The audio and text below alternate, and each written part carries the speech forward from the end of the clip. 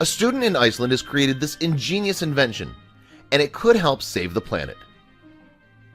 Humans are exacting a growing toll on the environment. Increasingly, there's a need to come up with sustainable ways to ensure we don't destroy the planet for future generations. To that end, one Icelandic student may have invented a game-changing technology. Ari Johnson is a product design student at the Iceland Academy of the Arts, and he was disturbed by the damage human beings are doing to the environment. Consequently, he decided to put his skills to use to try and come up with a solution.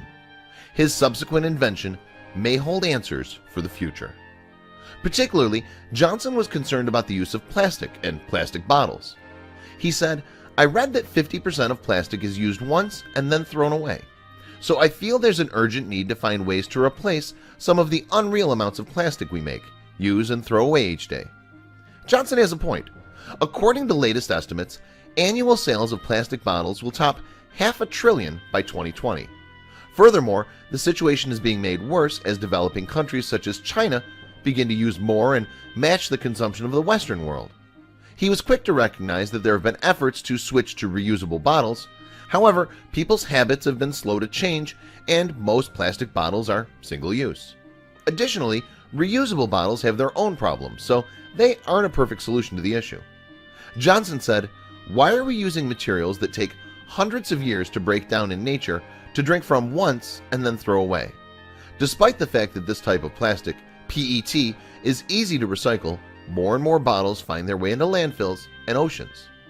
This is because only half of all bottles are actually collected, and of that number, a measly 7% are used to make new bottles. According to the Ellen MacArthur Foundation, as much as 13 million tons of plastic makes it to the ocean every year. Unfortunately, it's often eaten by fish and birds. As a matter of fact, a Ghent University study discovered that seafood lovers may actually eat 11,000 pieces of plastic in their fish annually.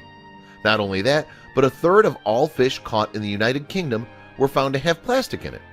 It's clear that plastic bottles require a rethink. Famous yachtswoman Dame Ellen MacArthur said, "Shifting to a real circular economy for plastics is a massive opportunity to close the loop, save billions of dollars, and decouple plastics production from fossil fuel consumption." In those circumstances, it would appear Johnson's new invention is just what the doctor ordered. Seeing that plastic bottles often get into the ocean, he decided to change the composition of the bottles. Subsequently, he changed the material from plastic to something quite different. Johnson was inspired by certain properties of red algae, in particular its cell structure. Using agar powder derived from the algae, he could make bottles. In essence, when agar powder is added to water, it will set into a jelly once it cools. And while it's filled with water, the algae bottle will keep its structural integrity.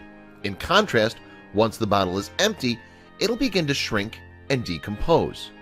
Johnson's design is even edible since it's made from algae, but it will act as a laxative if you eat too much. When building his prototypes, the Icelander discovered that should a bottle be in need of repair, he could reheat his mixture and try to mold it again. On the negative side, water kept in these algae bottles takes on some of the taste of the bottle. Obviously, this might put some people off. Johnson said, "I can't claim that this is a perfect solution for our problem with plastic bottles, but it's a start and an idea that hopefully helps us look at new ways to solve the problem. The more ways we can tackle this issue, the better." More and more, designers are trying to find new materials for projects that will biodegrade more easily. Like Johnson, many are using algae or seaweed as construction materials for a variety of items. This includes architectural cladding, yarn, or even furniture and lampshades. In addition, the sea might also offer an answer to increasing sustainable energy generation. Correspondingly, algae may be able to act as a power source when burned. Due to its low requirements for growth, it has a much smaller carbon footprint than other potential biofuels. The practice of farming algae is known as algiculture. As an illustration, algae can be grown using wastewater and is totally biodegradable. Although the energy is extracted from algae through burning, it only releases CO2 that it has absorbed recently, so it doesn't add to the overall levels in the atmosphere. Due to algae's very high yields, it can produce a large amount of fuel using only a small area. In this case, the Department of Energy worked out that if you replaced all gasoline supply with algae biofuel, you'd need 15,000 square miles of land to grow algae. That's only 0.24% of the United States land. In the United Kingdom, other groups are working on reducing the number of bottles that make it into the sea. Hugo Tagholm of conservation group Surfers Against Sewage said, "The plastic pollution crisis rivals the threat of climate change as it pollutes every natural system and an increasing number of organisms." He continued, "While the production of throwaway plastics has grown dramatically, the system to contain, control, reuse, and recycle them just haven't kept pace." To this end, the group is trying to introduce a refund deposit scheme for plastic bottles to encourage recycling. Please share this video with your friends below.